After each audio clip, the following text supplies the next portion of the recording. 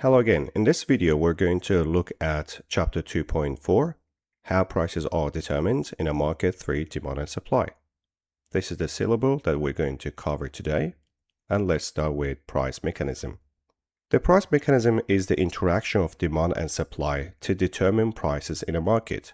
Consumers usually want lower prices because they want better value for money. However, sellers prefer higher prices so they can earn more profit. For example, imagine a coffee shop near a busy train station. Early in the morning, many people want coffee before work, so demand becomes very high. Because demand increases, the coffee shop may slightly increase the price of coffee. Some customers will still buy it because they need it quickly before work. This shows how demand and supply work together to determine prices in real life. Market equilibrium.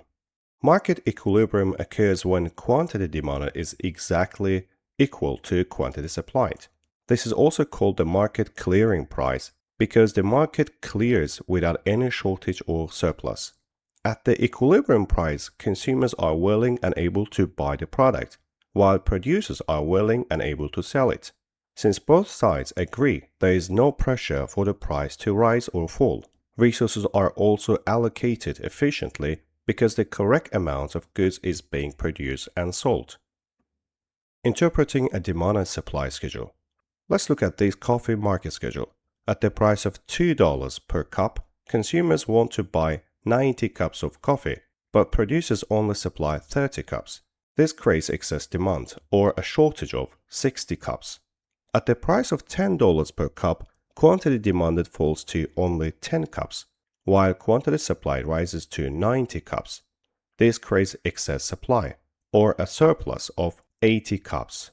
The equilibrium price is $6 because quantity demanded and quantity supplied are both equal to 50 cups.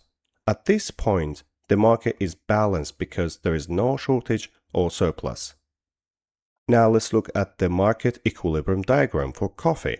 The demand curve and supply curve intersect at the equilibrium point. PE represents the equilibrium price, which is $6 per cup of coffee. QE represents the equilibrium quantity, which is 50 cups of coffee. At PE and QE, consumers want to buy exactly the same quantity that producers want to sell. Because demand and supply are equal, there is no excess demand and no excess supply. This means the coffee market is operating efficiently. Now let's talk about market disequilibrium. Market disequilibrium occurs when quantity demanded is not equal to quantity supplied. In some situations, consumers may want to buy more products than firms are supplying, creating a shortage. In other situations, firms may produce more goods than consumers want to buy, creating a surplus. For example, after a concert or football match, many people may suddenly try to book taxis at the same time. Demand for taxis rises very quickly, but the number of available drivers stays limited. As a result, taxi prices increase because demand is greater than supply. Disequilibrium demand and supply schedule. Let's interpret this taxi market schedule. At a taxi fare of $4, consumers demand 120 taxi rides, but drivers only supply 40 rides. This creates a shortage of 80 rides because demand is greater than supply. At the fare of $10, consumers only demand 40 rides, while drivers supply 100 rides.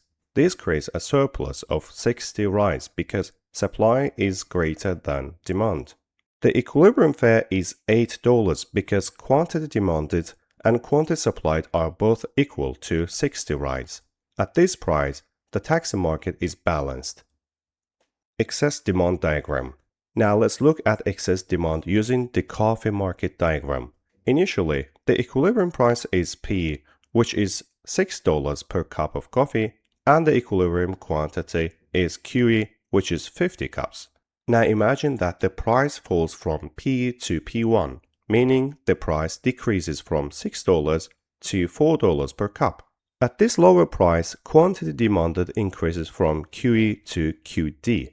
Because more consumers want to buy cheaper coffee, quantity demanded rises to 70 cups. At the same time, quantity supply decreases from QE to QS, because producers are less willing to supply coffee at a lower price. Quantity supplied falls to 30 cups. As a result, demand becomes greater than supply. The shortage is the distance between QD and QS, which is 40 cups. Excess supply diagram. Here we can see excess supply in the coffee market. The equilibrium price is PE, which is $6 per cup, but now the price rises to P1, meaning the price increases to $8 per cup. At this higher price, quantity demanded contracts from QE to QD because fewer consumers are willing to buy expensive coffee. Quantity demanded falls to $30. At the same time, quantity supplied increases from QE to QS because producers want to supply more coffee at a higher price. Quantity supplied rises to 75 cups. As a result, supply becomes greater than demand. The surplus is the distance between QS and QD, which is 45 cups in this case. I hope this video helped you understand price determination, market equilibrium, and market disequilibrium more clearly. See you in the next video. Bye bye.